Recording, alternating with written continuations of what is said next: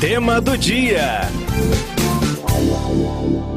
Amigos da Rádio Sputnik, nós estamos na linha com o economista Bruno Brandão. Ele é o diretor da Transparência Internacional para o Brasil e é o idealizador das novas medidas contra a corrupção. Boa tarde, Bruno. Seja muito bem-vindo ao programa da Rádio Sputnik. Boa tarde, é um prazer falar com a Sputnik e com toda a sua audiência.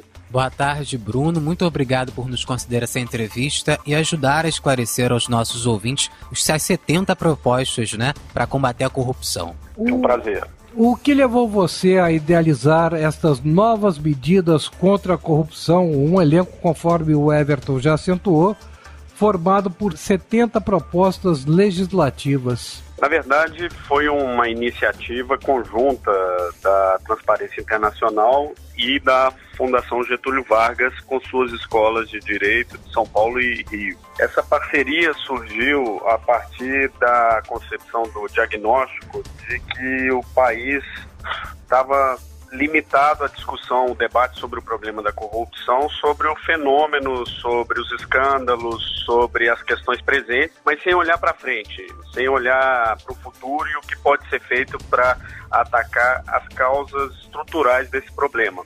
Esse problema é um problema sistêmico no Brasil, como é em tantos outros países. No país também nós enfrentamos um problema de corrupção sistêmica, mas não discutimos uma resposta também sistêmica a esse problema.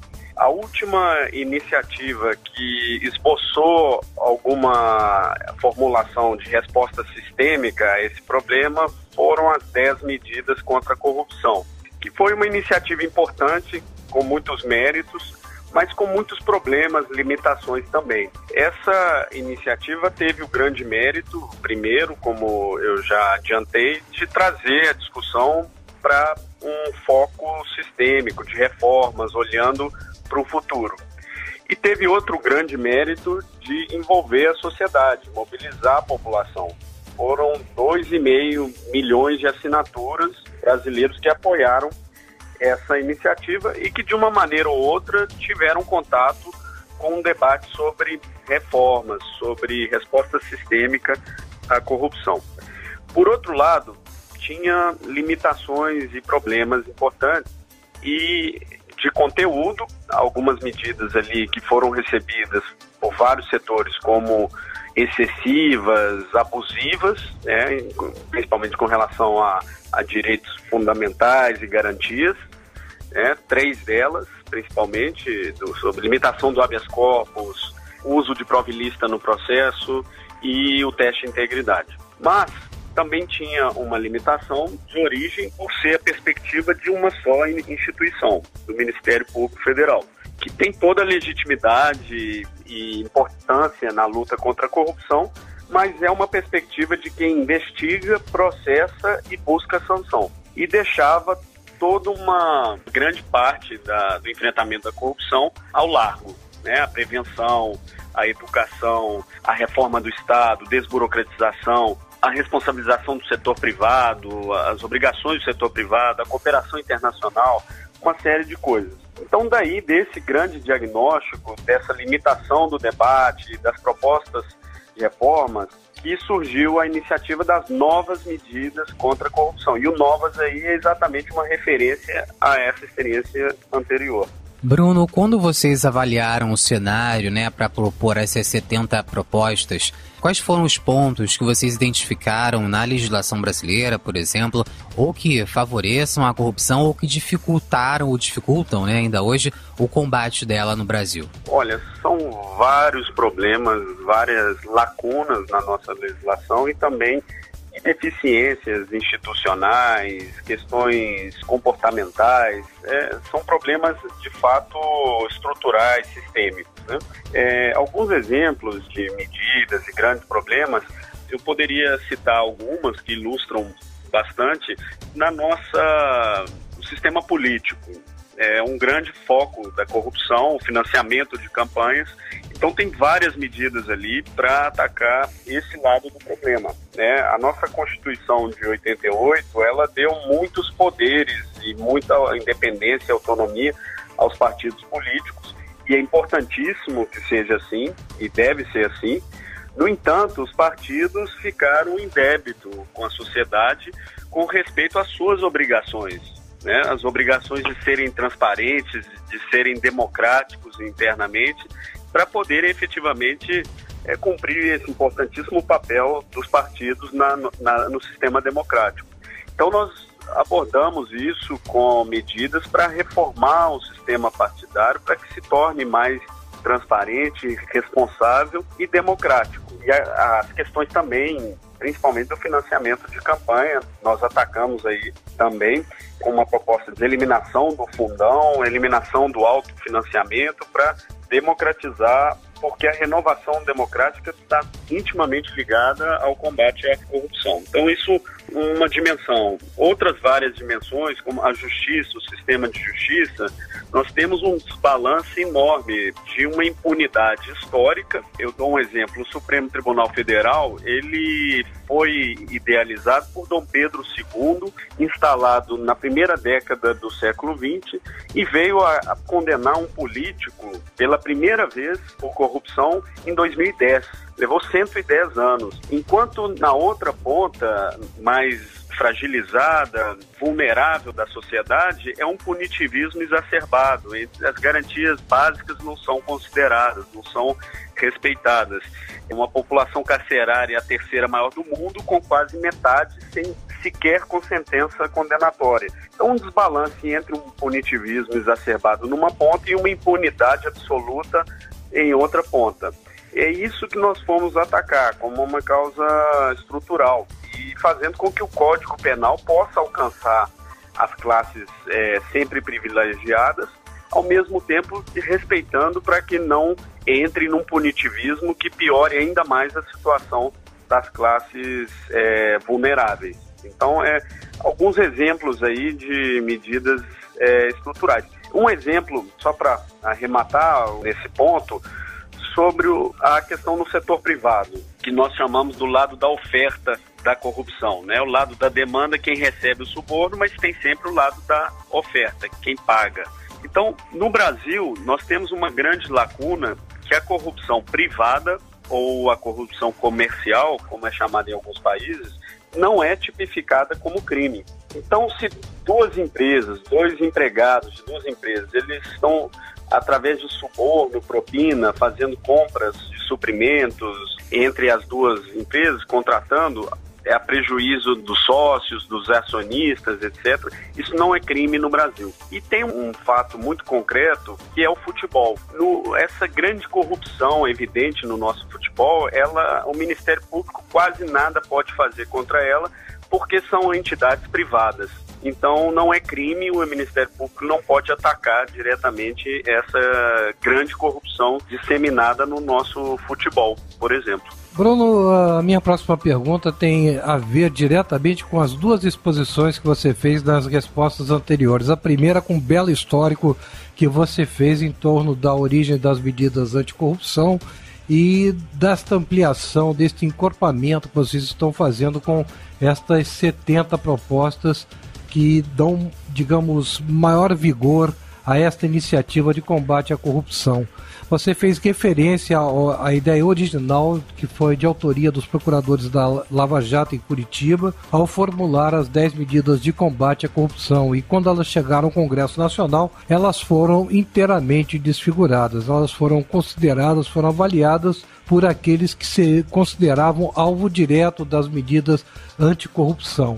Para que se evite uma nova desfiguração, um novo desfiguramento da iniciativa de vocês, o que vocês estão pretendendo fazer? De que forma, para usar um termo atual, de que forma vocês estão blindando estas novas medidas contra a corrupção para evitar um novo desfiguramento? Muito bem lembrado. As 10 medidas, elas chegaram ao Congresso Nacional com o apoio de 2,5 milhões de cidadãos que assinaram e apoiaram a iniciativa, mas ainda assim a resposta que ela teve no Congresso Nacional foi bastante inadequada do nosso ponto de vista. Começou até bem, se instalou uma comissão especial que fez um trabalho bastante razoável, o pacote que chegou, fizeram mais de 100 audiências públicas e críticos e apoiadores e novas ideias, e nós entendemos que o pacote saiu até melhor da comissão especial do que tinha chegado, mas quando chegou ao plenário da Câmara dos Deputados, ele foi votado na madrugada do desastre da Chapecoense, o país em luto, e os deputados, aproveitando daquela comoção popular, no meio da madrugada, enterraram esse pacote, né? Desfiguraram, colocaram inclusive medidas retaliatórias, e essa discussão ficou barrada também no Senado Federal e nunca mais revisitada. É esse desafio que nós decidimos enfrentar e recuperar, mas olhando para frente, respeitando sim o papel do Congresso Nacional, é o locus legítimo para essa discussão e essa deliberação final, conclusiva, mas levar antes um projeto já construído coletivamente na sociedade. Ao contrário da experiência anterior, que foi um grupo de procuradores, alguns poucos que participaram da construção, no nosso caso foi uma construção altamente, profundamente participativa. Nós fizemos um trabalho de consulta com 373 instituições brasileiras, recebemos mais de 140 propostas, ideias para o pacote e chamamos 192 especialistas, os maiores especialistas brasileiros nessa área, não só da justiça, não só procuradores, juízes, advogados, mas também gestores públicos, professores, acadêmicos, ativistas, jornalistas, e criamos esse pacote com redatores, revisores que vieram de vários setores. Colocamos para consulta pública na internet durante 2 meses e meio para ouvir a população. Recebemos mais de 400 sugestões, com 900 cidadãos inscritos, usuários da plataforma, e agora finalizamos com essas 70 medidas que foram uma construção coletiva. Não é uma autoria da Transparência Internacional, nem da Fundação Getúlio Vargas, mas uma autoria da sociedade brasileira. E isso dá muita força e legitimidade que nós vamos levar para o próximo Congresso Nacional, que é a legislatura que se inicia em 2019, não a atual, mas a próxima, através de uma grande campanha para recolher assinaturas também da população, mas principalmente focada na adesão de candidatos, o compromisso de candidatos com esse pacote. Bruno, então, fala. Já se antecipa a pergunta que nós iríamos fazer, qual seria o próximo passo. Desculpa, Everton, interrompê-lo, mas então, já que você estabelece como meta apresentar a nova legislatura, há seguramente uma data já estipulada, pelo menos cogitada. Nós vamos ter as eleições em 7 de outubro, vamos ter a definição do novo Congresso Nacional, e este novo Congresso Nacional iniciará suas atividades a partir de 1º de fevereiro de 2019. Já nesta data, a Transparência Internacional e todas as outras 373 entidades pretenderão apresentar nessa data este projeto, Bruno? Os próximos passos agora, depois do lançamento que foi realizado essa semana, no dia 5 de junho, é o lançamento também da campanha que vem junto com o pacote das novas medidas contra a corrupção, que é a campanha Unidos contra a Corrupção. E se no pacote anterior, no pacote, a palavra-chave eram as novas, que faziam referência à experiência anterior, com as lições deixadas, dos erros, dos acertos, agora a palavra-chave nessa campanha Unidos contra a Corrupção é a união. Essa é o mote para enfrentar um grande desafio para o combate efetivo, sistêmico à corrupção, é a polarização exacerbada do discurso público, do debate público, do cenário político atual no nosso país. Se a corrupção é o principal tema de preocupação hoje do brasileiro, é também um tema que mais divide a nossa sociedade. E quem se beneficia dessa divisão, em larga medida, é a velha política, a velha corrupção, os grupos, os acordos, os pactos oligárquicos que se sustentam através da divisão da sociedade. Então, a nossa proposta foi ouvir todos os campos políticos, fazer uma proposta, um pacote de medidas que atendessem os anseios e os princípios de todos os lados, e agora mobilizar em massa a população para que possa aderir a essa união, fazer parte dessa união, e pressionar os candidatos de todo o espectro político para que assinem um compromisso com o pacote das novas medidas. Mas observando que esse compromisso também não é como foi feito nas 10 medidas, um tudo ou nada. Não é uma imposição, é um chamado e uma adesão àquele pacote, mesmo que haja ressalvas.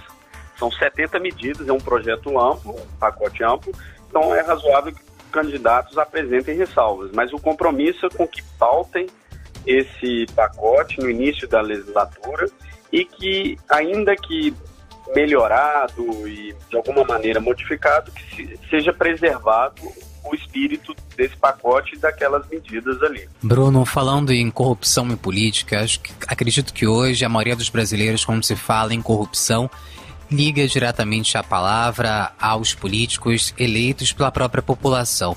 Dentre essas 70 propostas que vocês estão apresentando, quais são as principais que tentam, combater ou até punir casos de corrupção, seja no processo eleitoral ou seja aos políticos eleitos que cometam casos de corrupção durante seu mandato?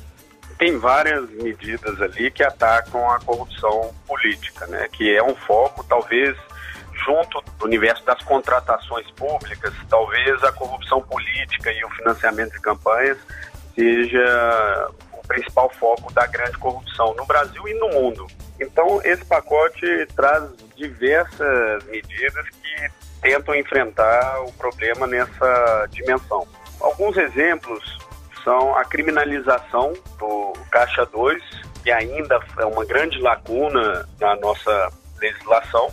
A responsabilização dos partidos também, por exemplo, tornar os partidos políticos objeto da lei de acesso à informação, São instituições que recebem, vivem do dinheiro público, tem um papel importantíssimo na democracia, tem que estar sujeito, portanto, a uma legislação tão importante e democratizante como a Lei de Acesso à Informação. Outras medidas tratam também da democratização do financiamento de campanha, da limitação do autofinanciamento, eliminação do fundão, privilegiando o financiamento individual, de maneira e obrigando os partidos a terem contrapartidas para o dinheiro que recebem, eles terem programas anticorrupção, de compliance, como qualquer instituição que movimente recursos em escala e principalmente recursos públicos, Outras medidas vão diretamente àqueles que hoje que já têm mandato, os nossos representantes. Por exemplo, a possibilidade de prisões cautelares em casos, evidentemente, comprovados e que com mandado judicial, aqueles que detêm mandato. Por quê? A raiz dessa imunidade, ela vem do direito à palavra, de um parlamentar nunca ter tolhido o direito à palavra. Mas em casos que envolvem crimes comuns, crimes de corrupção, não há razão para esse privilégio, esse tipo de proteção. Claro, com todos os cuidados, com o devido processo, que deve ser sempre preservado. Outra medida é a redução drástica do foro privilegiado. Essa excrescência do sistema brasileiro, 55 mil privilegiados, passar para 16 autoridades, de 5 mil para 16. Só aquelas que efetivamente apresentam um risco institucional se expostos ao processo em primeira instância. Seria presidente da República, vice-presidente, os ministros do Supremo Tribunal Federal, Procurador-Geral da República, presidente da Câmara e presidente do Senado, e só. É um conjunto de grandes medidas. Bruno, nós queremos agradecer imensamente a você por esta entrevista altamente ilustrativa. Queremos desejar a você e a todas as entidades participantes da elaboração das 70 propostas de combate à corrupção, mas se você me permite, meu amigo, eu gostaria de lembrar que essa iniciativa tem de ser compartilhada por toda a sociedade brasileira, tem de ser abraçada por toda a população brasileira, por todos os 207 milhões de brasileiros e particularmente pelos 144 milhões de eleitores que irão às urnas em 7 de outubro. Essa preocupação em combater e fulminar a corrupção tem que se manifestar nas urnas de outubro. Eu peço a você licença para fazer esse tipo de observação. Eu agradeço muito, eu agradeço, Sputnik, por ampliar esse debate, dar esse espaço e esse chamado, e faço, se me permitirem também, esse chamado com o site também, né, que é importante para que as pessoas possam conhecer isso que nós conversamos e também assinarem e aderirem a essa campanha. Muito importante a adesão. Então, por favor, é www.unidoscontraacorrupção.org.br. Muito obrigado. Obrigado, Bruno. Até breve. Sucesso na iniciativa. Muito obrigado. Bruno Brandão, economista, diretor para o Brasil da Transparência Internacional, falando das novas medidas contra a corrupção, iniciativa de sua entidade, que contou com a colaboração de 373 instituições brasileiras. E, como bem falou o Bruno, há um site disponível para que aqueles que desejam se solidarizar a esta iniciativa possam se manifestar. O site é o www.unidoscontraacorrupção.org.br. Então está aí o recado. O site é a oportunidade para que todos se solidarizem e acompanhem esta iniciativa.